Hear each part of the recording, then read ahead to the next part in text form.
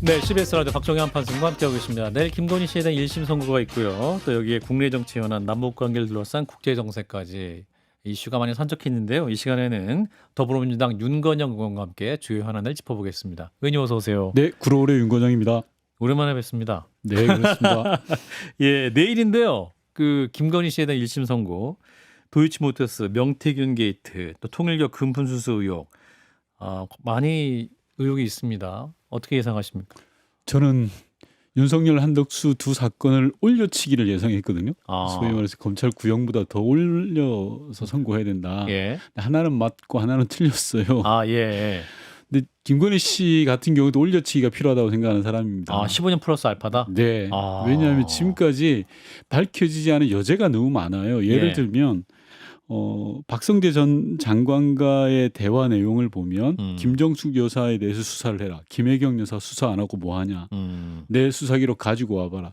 사실상 V제로로서 국정농단을 한 거 아닙니까? 예. 그러면 지금 15년이 어떻게 구성되어 있냐고 하면 주가조작 11년, 정치자금법 4년에서 15년인데 맞습니다. 국정농단죄가 빠져 있어요. 제가 볼 때. 그래서 지금 2차 특검을 통해서 여죄가 밝혀지든지 아니면 재판부에서 엄정하게 법을 집행을 해서 올려치기 해야 된다. 저는 그렇게 생각합니다. 다만 제가 비전문가다라는 사실. 네. 그리고 또 1심이기 때문에 또 다른 재판도 있기 때문에 15 플러스 알파를 희망하신다라는 거고, 또 김건희 씨 재판 외에도 그 윤 전 본부장, 통일교 전 세계본부장인 윤영호 씨인데 이분 재판도 있고 권성동 의원에 대한 선고 공판도 예정돼 있습니다. 어떻게 예상하십니까? 김건희 씨가 몸통이라면 권성동 의원이나 윤영호 본부장은 손발이죠. 네, 맞습니다. 그 손발에 대한 평가도 저는 엄정해야 된다고 생각합니다. 특히 윤영호 본부장 같은 경우에는 정치 영역에 종교가 개입해서 전당대회에 뛰어든 거잖아요. 그냥 두면 안 되는 거죠. 그리고 또 권성동 의원은 뇌물 1억을 받았다라는 게 주요한 그건데 사실 저는 그거보다 더 심각하다고 보는 게 경찰 수사 정보를 빼돌렸다는 의혹도 받고 있잖아요. 네, 그렇죠. 전 그게 더 한학자 씨 관련 맞습니다. 한학자 총재 관련해서 수사 정보를 빼돌려서 통일교의 편의를 봐줬다라는 그 의혹이 더 심각한 문제라 생각해요. 중진 의원으로서 법을 다루는 의원으로서는 절대 해서는 안 되는 짓을 했다라고 저는 생각합니다. 그게 사실이라면. 그래서 통일교 관련해서는 뭐 굉장히 여러 건이 걸려있기 때문에 지금 통일교 특검해야 된다. 이제 국민의힘 이렇게 주장하고 있습니다. 민주당에서는 이제 신천지까지 같이 포함해서 하자 이렇게 얘기하고 있는 거 아니에요? 이거 어떤 입장이십니까, 의원님께서는? 저는 다 하는 게 맞죠. 다 해라. 합쳐서 해라. 특검이라는 게 뭐냐면 수사를 또 포괄적으로 광범위하고 제대로 하자라는 거 아닙니까? 근데 지금 국민의힘은 하나만 하자. 통일교 하나만 하자. 통일교 하나만 하자는 거고 감명하자는 민주당은 통일교 더해서 신천지까지 하자.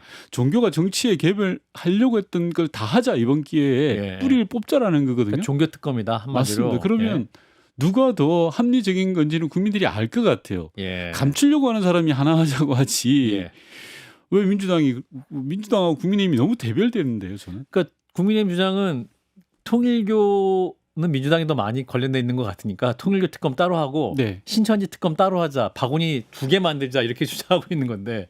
바구니 2개를 만들 수도 있습니다. 그런데 지금까지 쭉 국민의힘이 보여준 모습을 보면 처음에는 신천지만 맞아요. 빼자라는 거였잖아요. 맞아요. 그러다가 여론이 밀리고 실제로 신천지가 국민의힘에 조직적으로 개입했다는 의혹들 5만 명인가요?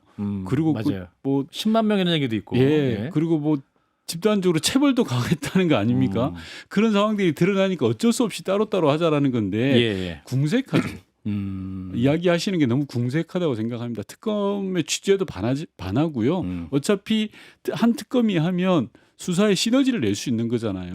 저는 뭐 따로 할 이유가 없다고 생각합니다. 근데 지금 천막 투쟁하고 있잖아요. 단식 투쟁 이후에.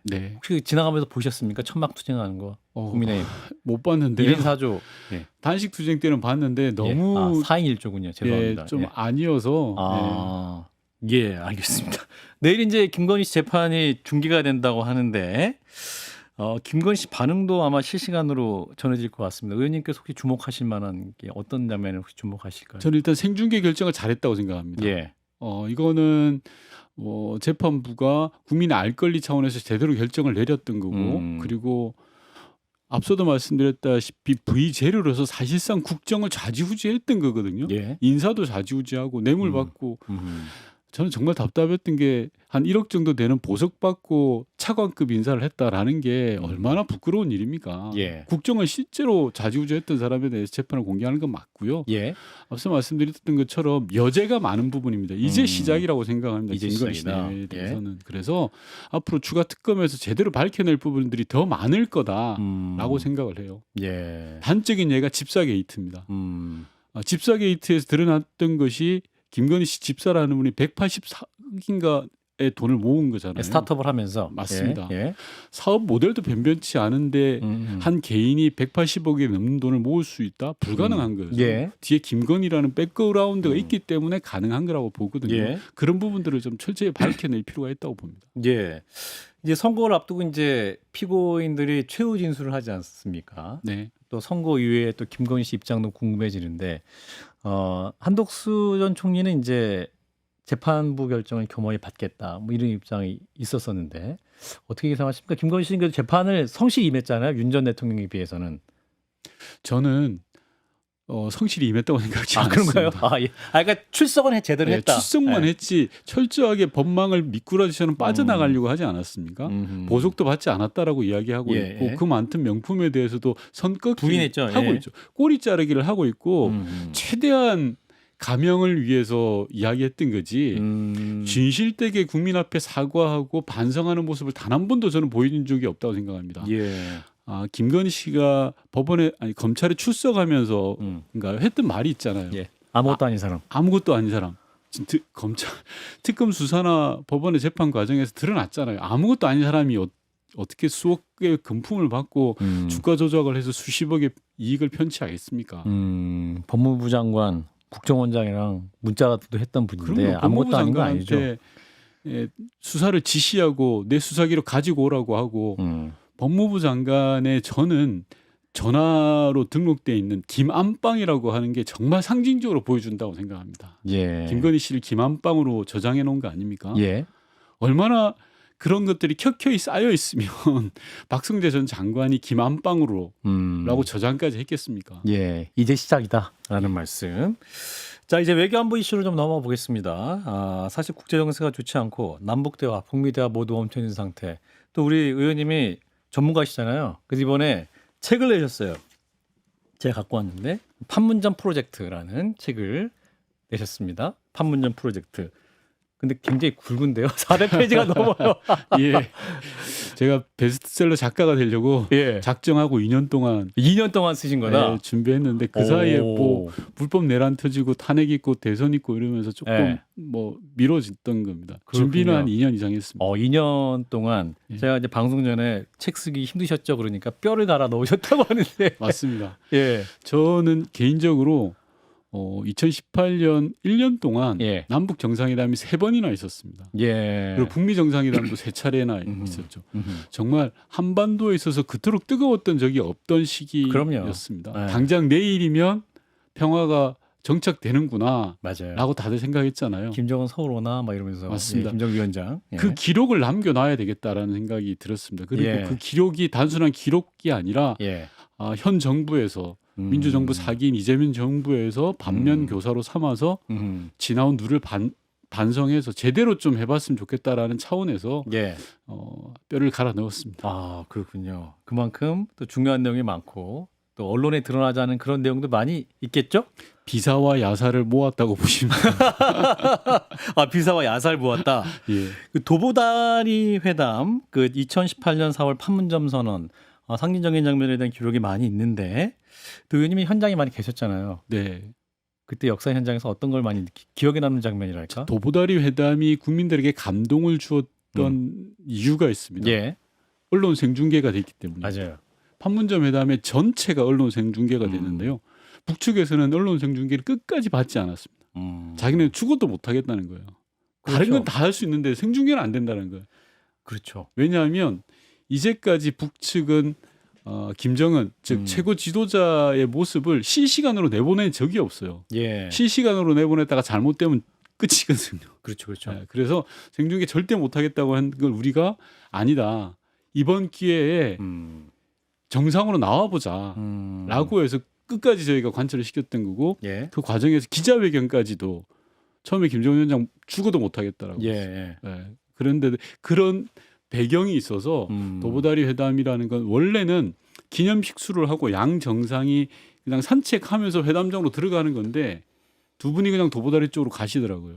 그러면서 40분 동안을 대화를 했습니다. 예. 근데 도보다리 회담이 왜 좋은 회담이었는지를 말씀드리면 정상회담은 일단 모든 정상회담은 기록이 존재합니다. 배석이. 예. 근데 그 기록과 배석이 없었어요. 그리고 통역조차 없습니다. 왜 우리나라 한민족이니까요. 맞아요. 네. 얼마나 진솔한 이야기가 오고 갔겠습니까? 그래서 그 도보다리 회담이 그에 있었던 세 번의 남북 정상회담과 북미 정상회담 3번까지 이어지는 원동력이었다라고 저는 보고 있죠. 도보다리 회담에서 두 정상이 이제 40분간 말씀 나눴잖아요. 네. 그러면은 문재인 대통령이 얘기 나누신 다음에 참모들에게 무슨 얘기 했어? 라고 공개를 하셨겠죠? 부분적으로 했습니다. 부분적으로 했는데 네. 제가 책을 쓰면서 정말 고민 많이 했습니다. 도보다리 회담의 내용을 넣을 거냐 말 거냐. 네. 결론적으로 말씀드리면 야 이것만큼은 제가 무덤까지 지고 가자. 그런 게 있어요? 생각이 들었던 게 왜냐하면 아직도 한반도의 평화는 끝나지 않고 진행 중이잖아요. 그렇죠. 남북 양 정상이 했던 정말 그 진솔한 대화 이 부분만큼은 공개하지 말자라고 해서 책에도 도보다리 회담의 내용만큼은 제가 뺐습니다.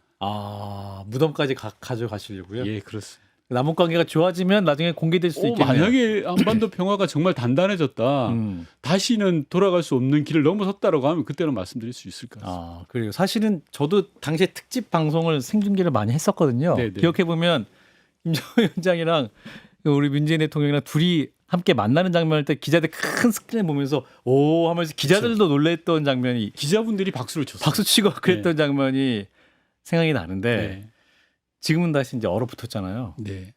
다시 녹을 수 있을까요? 저는 녹아야 된다고 생각합니다. 녹아야죠. 당이고 명분이고 절대적이라고 생각합니다. 대한민국이 살아날 수 있는 것 그리고 대한민국이 제대로 선진국으로 도약하기 위해서는 북한 변수를 제어하지 않고서는 저는 불가능하다고 생각합니다. 한반도의 평화가 정착될 때만이 대한민국이 제대로 된 선진국이 될 수 있다고 생각합니다. 분단 국가에서는 불가능하고요. 경제적인 측면에서도 저는 평화가 곧 경제라고 생각을 합니다. 그렇죠. 사실 문재인 정부 초반에 굉장히 공을 많이 들였었고 정부의 힘을 다 쏟았던 기억이 나는데 결국 이제 그 북미 정상회담 잘 되지 않아가지고 이제 어려워진 결과인데 많이 아쉬우실 것 같아요. 엄청 아쉽죠. 만약에 타임머신이 있으면 저는 바로 2018년 평양 정상회담 직후로 돌아가고 싶어요. 그때 뭘 하고 싶으세요, 만약에? 평양 정상회담을 정말 제대로 성공시켰는데 그 이후부터 감이 너무 안 좋은 거예요.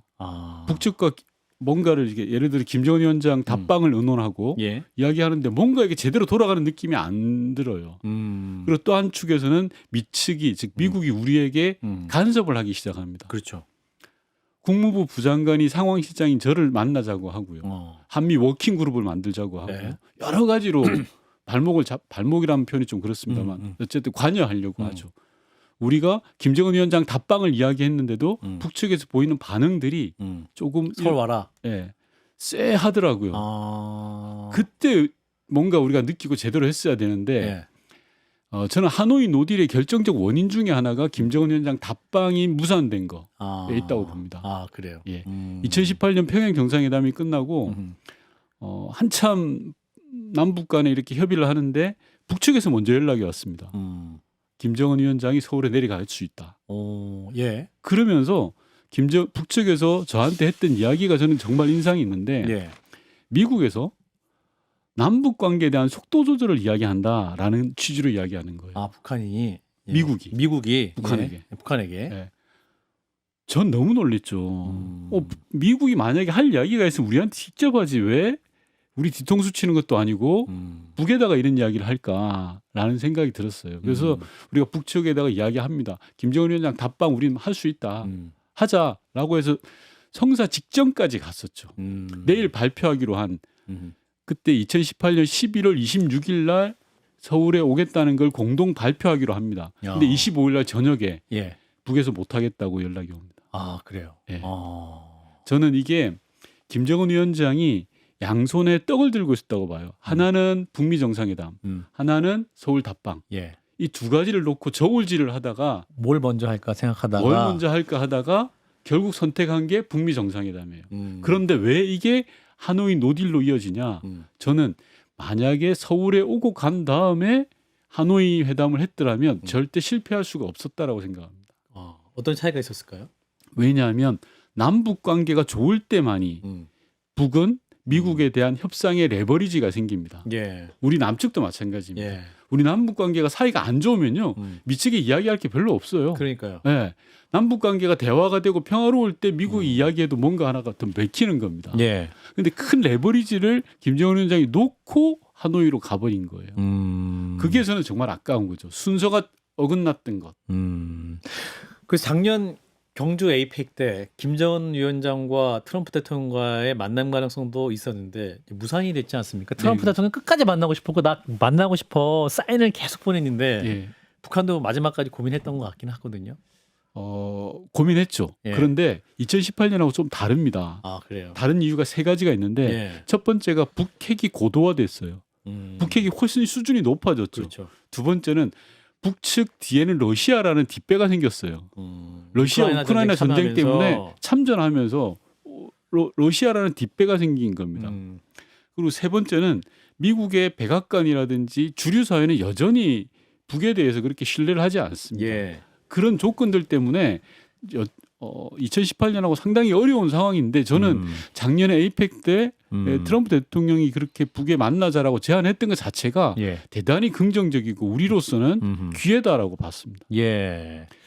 근데 이제 2018년과 비교하면 미국이 그래도 대한민국을 북한과의 관계 사이에서 끼워서 이제 우리의 정부 입장을 많이 들어주려고 통해서 하려고 했던 게 많이 있었는데 지금은 직거래 하려고 하는 것 같아요. 북미 정상회담. 맞습니다. 그러니까 우리 대한민국 정부의 공간이 좀 없어 보인다. 이 부분인데 만들어야죠.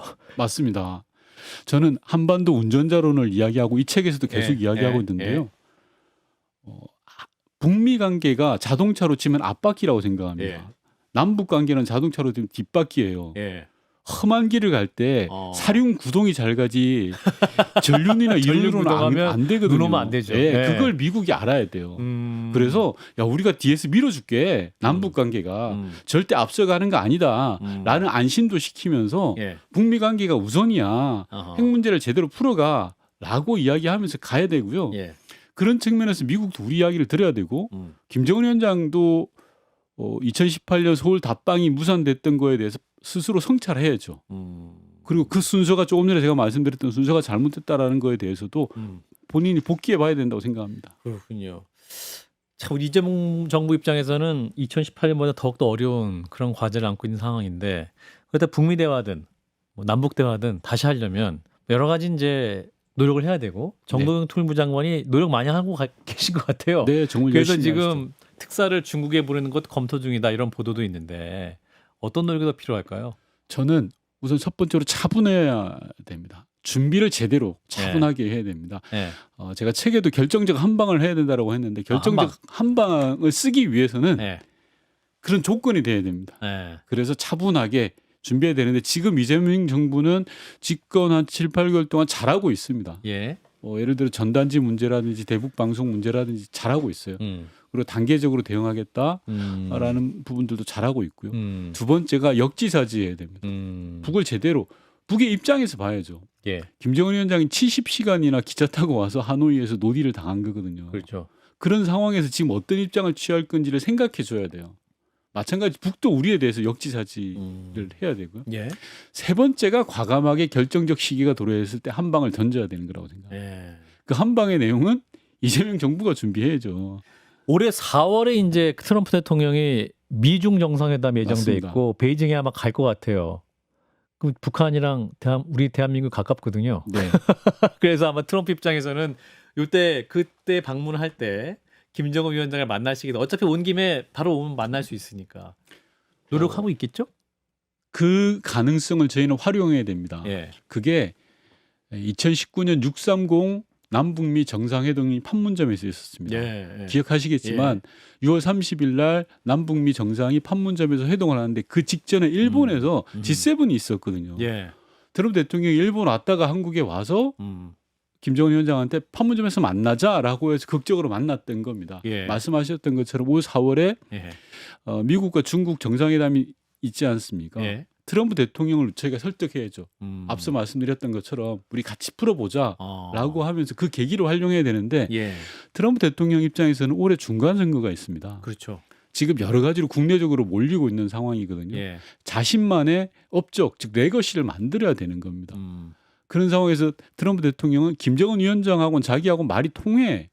나만이 김정은 위원장을 컨트롤할 수 있는 사람이야라고 생각할 거예요. 예. 그리고 또 트럼프 대통령 또한 하노이 노딜에 대해서 후회하겠죠. 예. 지금쯤이면. 그래서 저는 충분히 4월 미중 정상회담을 저희가 활용하고 준비해야 된다라는 말씀드리고 싶어요. 준비해야 되는데 윤석열 정부 때 대북 채널이 많이 없어졌다고 해서 네. 회복 중입니까? 여러 가지로 물밑에서 노력 중인데 여전히 차가운 것 같아요. 그래서 저는 정말 윤석열 정부가 정말 여러 가지로 나쁜 짓을 많이 했는데 대북 채널 망가뜨린 것도 심각한 거고요. 예. 북중러, 한미일 블록으로 이렇게 해서 강대강 대결 구도로 만든 것 이것도 정말 우리나라 국익에는 단 일의 도움도 안 되는 몹쓸 짓을 한 겁니다. 예. 왜냐하면요. 중국과 러시아에게는 우리나라가 필요한 거예요. 그렇지 않습니까? 그래서 보수 정부든 진보 정부든 노태우 정부 이래로 계속 북방 정책을 대한민국은 펼쳐왔습니다. 예. 러시아랑 관계를 맺어왔고 개선하려고 하고 중국도 마찬가지죠. 왜? 우리도 중국과 러시아가 필요하고 중국과 러시아 입장에서 대한민국이 필요한 겁니다. 그만큼 대한민국이 국력이 커졌어요. 세계적으로 경제적으로도 무시 못할 정도가 된 거예요. 그걸 잘 활용하면서 동북아 정세를 관리해야 되는데 윤석열 때는 뭐라고 했냐면 한미일로 그냥 북중러를 압박하자. 예. 강대강 대결 구도로 몰아간 거예요. 우리만 손해 보는 거죠. 그때 이제 하노이 노딜 때 보면 그 뒤에 또 일본이 있었다. 아베가 막았다. 이런 설도 있긴 한데 지금 현재 또 한일 관계가 좋잖아요. 예. 이 국면도 또 다른 기회가 될 수 있지 맞습니다. 않습니까? 2018년, 2019년 노딜로 이어지는 과정에서 일본은 고춧가루 팍 뿌렸거든요. 예. 아까 말씀드렸던 2019년 6월 30일 날 남북미 정상회동을 한 다음 날 뭐가 있었습니까? 7월 1일 날. 일본에서 반도체 소부장. 네, 소부장으로 걸었던 거 아니겠습니까? 예. 그리고 남북 정상회담이 있을 때마다 일본이 고춧가루 계속 뿌렸거든요. 근데 지금은 이재명 정부가 잘 풀고 있잖아요. 예. 얼마 전에 있었던 중일 갈등 국면에서도 우리가 실용 외교, 실리 외교를 펼쳤던 거거든요. 예. 그 방향이 대한민국 외교가 가야 될 방향입니다. 저는 뭐 그렇게 가고 있다고 생각합니다. 또 거기다 해답이 이 판문점 프로젝트도 있는 거죠? 예, 보시면 얻을 수 있습니다. 판문점 프로젝트. 네. 예. 윤건영 의원님이 뼈를 갈아서 만들었다고 하니까 많이 참고를 해주시고. 재미도 있을 겁니다. 아, 그렇습니까? 네. 예. 또 언론에 공개되는 비사, 따끈따끈한 이야기가 많이 있다라는 점. 야사까지. 예, 알겠습니다. 이 자리를 빌려서 공개는 안 하도록 하겠습니다. 책을 통해 확인하시고. 자, 민주당 얘기 잠깐 하고 마무리하겠습니다. 지금 이제 조국 혁신당에는 합당 문제가 있는데 의원님은 어떻게 판단하십니까? 저는 SNS도 올렸는데요. 네. 합당의 당위와 명분은 있다. 충분하죠. 네. 그러나 과정에서 이게 뭐지? 아, 의원님도. 네. 아니 당장 날짜만 해도 그렇잖아요. 코스피 5천을 찍었는데 그날 왜? 예. 전 당위와 명분은 충분하다고 봐요. 한덕수 전 총리 선거 그 다음 날. 예. 그런 부분들 과정 관리에 관한 부분들에 대해서는 좀 고개를 갸우뚱하죠. 왜 굳이? 근데 지방선거 전에는 될까요? 지방선거 전이냐 후가냐라는 부분들이 굉장한 논쟁 기점입니다. 그죠? 사실 그건 공론을 모아야 되는 거고요. 한두 명의 그냥 의견으로 몰아갈 일은 아니라고 생각합니다. 그리고 당이 통합을 한다라는 것은요. 그 당을 지지하는 지지자들의 마음을 얻는 겁니다. 그냥 합당했다고 해서 당대표들이나 지도부가 서명하고 사진 찍는다고 해서 해결되는 게 아니거든요. 그러니까요. 민주당을 지지하시는 분들, 조국혁신당을 지지하시는 분들의 마음이 모여야 되는 건데 그 과정들에 대한 준비 그리고 공론화 저는 이게 제일 중요하다고 봅니다. 사실 이제 두 당이 합당하는 문제가 원래는 1차 방정식 정도 될 텐데 지금 지방선거를 앞두고 있기 때문에 너무 고차 방정식이 돼버렸잖아요. 너무 어렵죠. 너무 어렵잖아요, 사실은. 왜냐하면 공천이 걸려 있어서 그렇습니다. 그러니까요. 왜냐하면 합리적으로 순리적으로 공천을 하려면 3월 중순까지는 합당을 결론을 내야 돼요. 3월 중하순까지는. 예, 지방선거 함께 하려면. 맞습니다. 예. 그렇기 때문에 시간이 촉박하죠. 그런데 시간이 촉박한데 앞서 말씀드린 양당 지지자들의 마음을 모아내려면 또 시간이 절대적으로 부족하죠. 그렇죠. 이런 게 고차 방정식인 것 같습니다. 그렇군요. 어떻게 보시면 당명에 대한 것도 지금 조국혁신당 쪽에서는 흡수통합 아니다 하면서 굉장히 좀 불쾌감도 벌써부터 보이고 있는데 저는 당명은 대단히 중요하다고 생각합니다. 왜냐하면 조국혁신당은 그 이름에서부터 당이 나아갈 정체성이 그렇죠. 정확하게 드러나는 거 아닙니까? 그 제가 민주당 소속인데 민주당은 70년 정당이에요. 이 민주당을 지키기 위해서 많은 선배들이 얼마나 고초를 겪어왔는데요. 그런 가치와 정체성이 분명합니다. 당명에서는. 그렇기 때문에 쉬운 문제 아닙니다.